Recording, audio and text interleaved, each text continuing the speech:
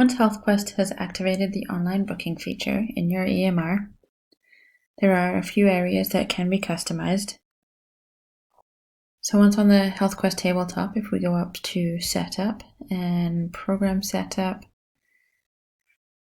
on the left-hand side here, we'll see Appointments. If we expand that, we'll click on Online Booking. This first section is based on the number of columns you have on your appointment schedule. So I have first checked off, for example, in here. I just want patients to be able to book on this first column, not all columns. That is per provider.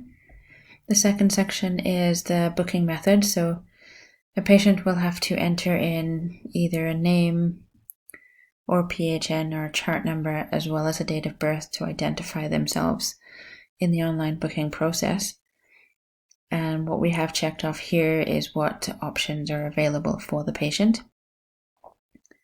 The appointment slots here, you can select to have any available, so any open slot in an appointment schedule will be available for online booking, or you can select a specific type, or you can do online booking. So you can do some soft bookings in a provider's schedule, as you can see here, and then that is what will become available for the patient when they go to the online booking. There's also a welcome and a disclaimer message here that can be customized based on your clinic.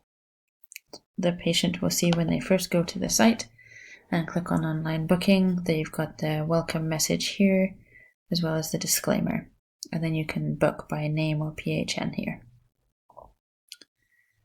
So if we go back, there is a default appointment length of 15 minutes. You can change that if you wish to. There's an online booking alert that you can customize, as well as you could choose to require a reason for visit by checking this off like I have. You can also incorporate an intake form as part of the booking process. So the form has to be completed prior to the appointment booking to be completed in the process. Then there's two sections here. You can choose to have a patient automatically book the appointment in the EMR, so having this checked off here. Or you can have it as a pending, so the patient will book the appointment as a tentative appointment, and then the staff member within the clinic will have to manually confirm before that appointment is actually set in stone on the schedule.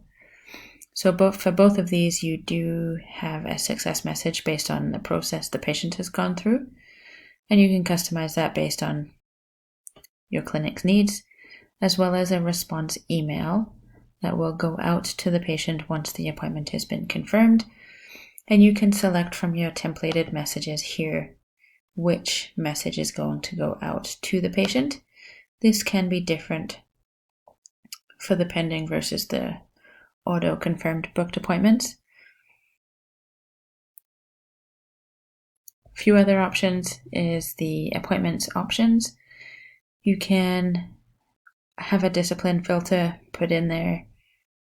You can limit it so that patients can only book with their default doctor based on their client card, or you can allow them to book with everybody by unchecking this. You can choose to have patients booking online for new patient bookings. You can limit it to certain docs if you wish to. The name of the doc, how that format is going to be. There's a few different options here. And you can allow them to book and fill in cancelled spots as well. This referral workflow is based on a practitioner booking the appointments for a patient. Saving all booking appointment details in the appointment notes is a common feature to have set up, so we have all of that information in the appointment notes section.